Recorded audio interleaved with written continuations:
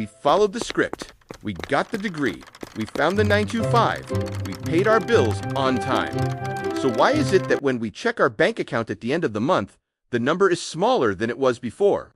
They call us irresponsible for gambling on a meme stock while we're doing everything they told us to do, and our net worth is still going down. What if admitting the game is rigged is the only responsible move left? This isn't a feeling. It's a mathematical certainty, engineered by 40 years of wage stagnation while housing costs exploded 400% and our generation was buried under $1.7 trillion in student debt. The promise was a lie. But the debt, the rent, the shrinking paycheck, that's not even the real trap. That's just the visible part of the machine. The real mechanism is hidden, and it's designed to do something far worse than just keep us poor. This wasn't an accident. This was a design choice implemented over decades. Our parents walked into a job market where loyalty was rewarded with a pension and a guaranteed corporate liability that ensured a stable retirement. For them, a college degree was an affordable passport to the middle class, costing a few $1,000s, not the price of a small house. A mortgage was a tool to build equity, not an impossible dream where we're outbid by a multi-billion-dollar investment firm paying in cash. Then, piece by piece, they dismantled that system. They replaced pensions with 401ks, shifting 100% of the market risk from the company to us. They told us wages are set by the market, while productivity soared and our pay flatlined for 40 years. They gave us advice built for a world they had already demolished. We were handed a playbook for a game that was no longer running. The advice we got: pull yourself up by your bootstraps, save 10%, a house is a great investment, wasn't just outdated. It was a weapon used against us. It became the perfect cover story. If the path to success is so clear, then any failure must be personal, right?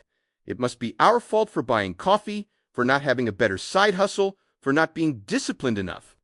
This manufactured shame kept us quiet, isolated, and blaming ourselves while the real transfer of wealth happened in plain sight. We were taught to see debt as a personal failing, not a product being sold to us. We were taught to see our shrinking bank accounts as our own financial incompetence, not the mathematical result of a system built to do exactly that. And it all hinges on one core mechanism they count on you never understanding. The players in this game aren't hiding. We just weren't taught to see their roles. On one side, you have the corporations that benefit from a desperate workforce, one that can't demand higher wages because their healthcare is tied to their job and their rent consumes over half their paycheck. Then you have the universities and the banks, a perfectly symbiotic machine. The universities increase tuition by 8% a year, not because education got more expensive, but because they know the federal government will guarantee the loans. They aren't selling us an education. They are the lead generation department for the $1.7 trillion student debt industry, and hovering over it all is the financial advice industry, collecting fees to teach us how to budget our way out of a deficit they know is mathematically permanent. Their entire business model requires us to believe the game is winnable. On the other side of the table, there's us. We are the fuel. Our ever-increasing rent payments become the guaranteed revenue for institutional investors. Turning single-family homes into financial assets, our stagnant wages become their record-breaking profit margins. Our quiet compliance becomes their greatest asset. This is how the game actually works. The winners need us to lose, but more importantly, they need us to keep playing by the old rules, diligently saving money in a currency designed to punish savers. They need us to believe our dollars are a safe store of value while they own the assets, the real estate, the stocks, the infrastructure that actually absorb the wealth created. The entire transfer is powered by one simple, hidden mechanism. Why would a system, from our employers to the government itself, aggressively push us to save a currency they are intentionally devaluing every single year? The real trap is invisible because it was built into the system we were taught to trust. Financial literacy isn't a course they forgot to add to the curriculum. Its absence is the curriculum. They taught us compound interest as a magical tool for saving, but they never showed us the brutal math of how it works as a debt multiplier on our student loans and credit cards. They sold us the credit score as a measure of responsibility, creating a system where the only way to prove you're good with money is to go into debt and stay there.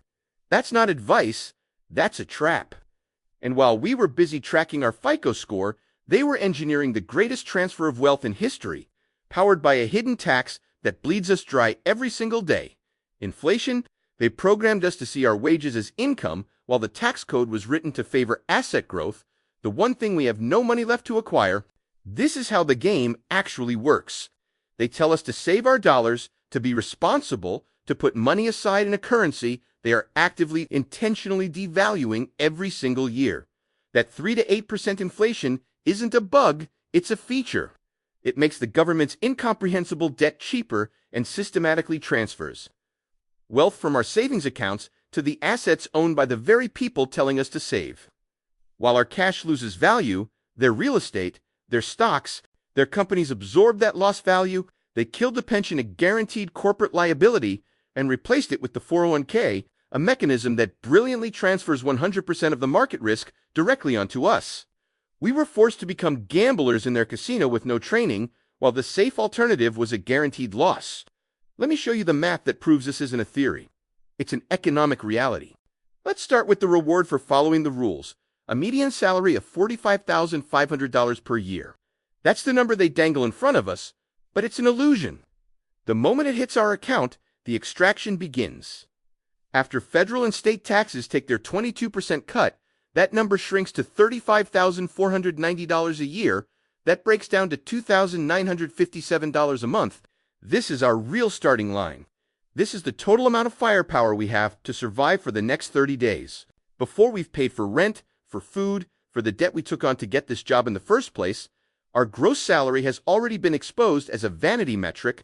How fast does that $2,957 turn to dust? The math is faster and more brutal than you think. Now, let's pay the gatekeepers. The first bill is rent, and the national average for a one-bedroom is $1,750. That's over half our income gone in a single transaction, transferred directly from our labor to an asset owner. Next up is the student loan payment. The mandatory fee for getting your ticket to this rigged game, $410. Then comes the utilities and internet, another $250, just so we can have the lights on to worry about the money we don't have.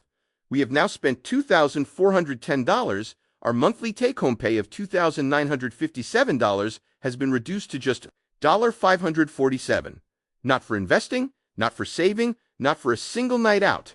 That's what's left to cover food, transportation, and any hope of not going into debt. But the countdown isn't over. That remaining $547 is a mirage. We still need to get to the job that underpays us, so that's an average of $550 for a car payment and insurance. We need to eat, which is a modest $400 a month for basic groceries. And don't forget the $150 that vanishes from our paycheck for the privilege of having health insurance that we pray we never have to use. Let's run the final tally. Monthly income, $2,957. Total non-negotiable expenses, $3,510. We are left with a deficit of negative $553 every single month. You are losing $6,636 every year while doing everything right. The system isn't broken, it's working exactly as designed. That negative number is the entire point. It's the feature, not the bug. It's what forces you onto credit cards, ensuring the debt machine gets its interest forever.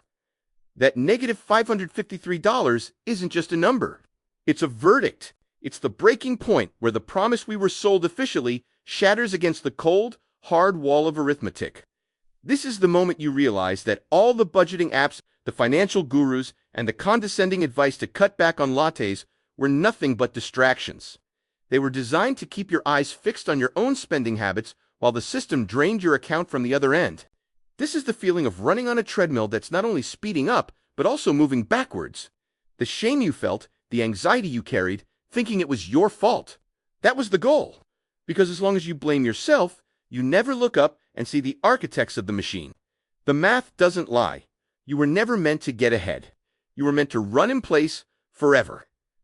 That deficit is the engine. It's the central gear in a machine designed to keep you a permanent customer of the debt industry.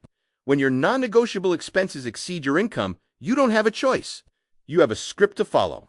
You reach for the credit card to cover groceries. You take out a personal loan to fix your car. That negative $553 a month is precisely the gap they need to lock you into a lifetime of interest payments. It's the mechanism that ensures you can never accumulate capital, never save for a down payment, never have enough F***CKU money to quit the job that's killing you.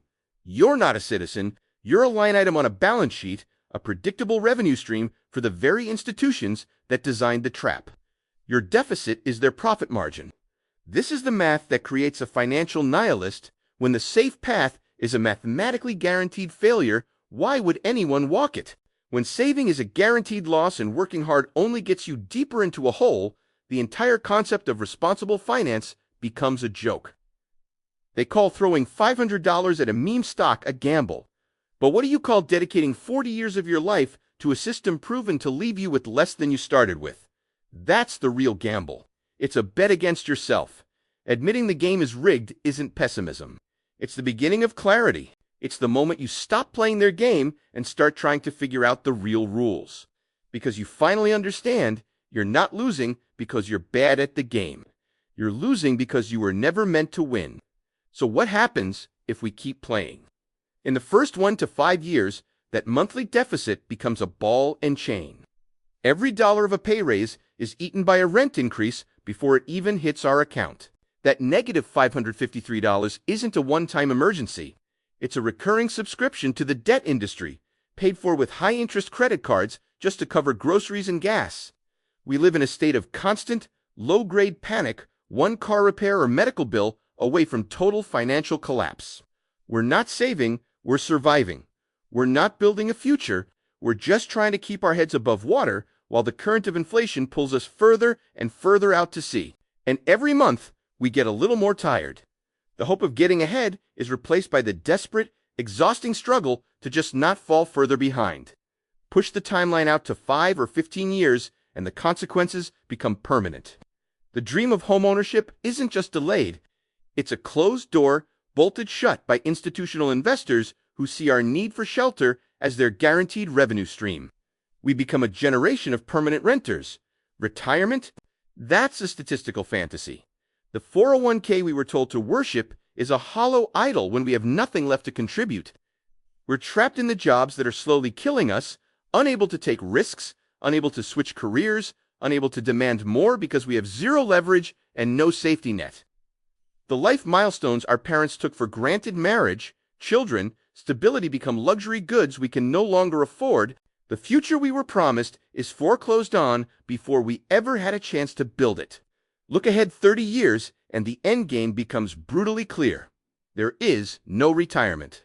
There is no golden age. There is only working until we die, generating revenue for a system that has extracted every ounce of our productive life. We become the new working poor with no assets to our name and nothing to pass on, locking our own families into the very cycle of generational poverty we were told education would break. And the psychological toll is happening right now. The constant anxiety reported by over 78% of our generation isn't a disorder. It's a rational response to an impossible situation.